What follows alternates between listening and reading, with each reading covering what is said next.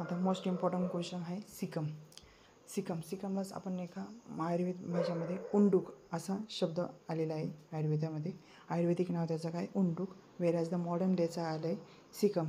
त्याचं नाही का आपण सिकमला अजून एक शब्द आहे टायफ्लॉन. ही संख्या किती असते त्याची 1.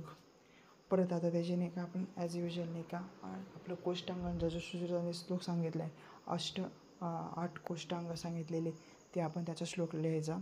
त्याच्यामध्ये नाही का परत आपण हायलाईट करायचं आहे हृदय उंडूक याला हायलाईट करायचं म्हणजे सुश्रुतांनी त्यांच्या 8 कोष्टांगांपैकी सिकमला एक गोष्ट मानलेली आहे हे त्याचं हायलाईट करून एक सांगायचं आहे. ठीक आहे. आता इंट्रोडक्शन काय सांगायचं. सिकम काय it is the part of the large intestine which lies below the ileocaecal junction. कुठे लाज करतो सगळ्यात पहिले म्हणजे हा पार्ट आहे. सगळ्यात पहिला पार्ट हा जो लार्ज इंटेस्टाईनचा आहे तो कुठे लाई करतो just below the ileocaecal junction. नंतर सेकंड पॉईंट व्हायचा it is the first part of the large intestine and it is also called as a blind sac. त्याला काय म्हणतो आपण त्याला अजून आपण एक नाव आहे ब्लाइंड सॅक असं पण म्हणतो.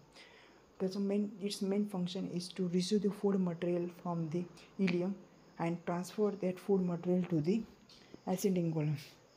म्हणजे तो नाही का जे स्मॉल इंटेस्टाईनकडनं जे फूड येतं म्हणजे इलियमकडनं जे फूड येतं ते नाही का तो स्वतः ॲक्सेप्ट करतो आणि ते फूड परत पुढे जाऊन ॲसिडिंग कोलनला देत असतो म्हणजे which is the another part of the large intestine.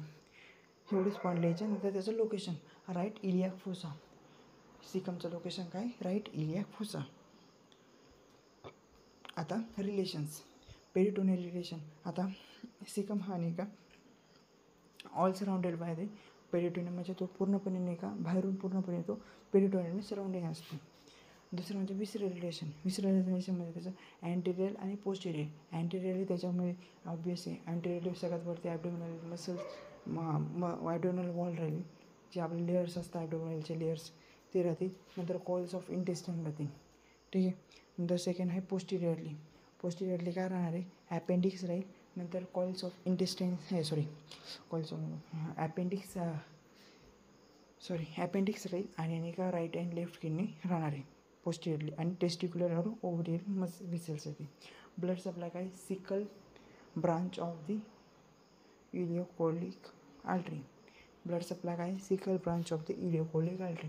Nerve supply काय आहे sympathetic T11 to L1 spinal segment. T11 to L1 spinal segment. पॅरासिम्पॅथेटिकने वेगस नर्व.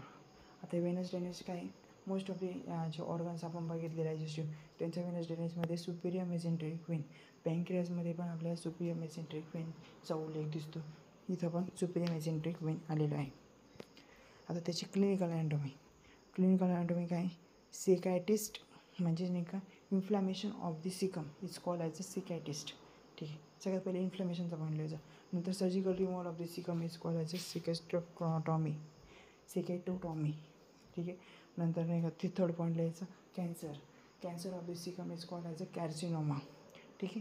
नंतर चौथा पॉईंट लिहायचं intestinal tuberculosis and fifth point लिहायचं अमिओबिक डिसेंट्री. बस एवढेच clinical anatomy लिहायचे.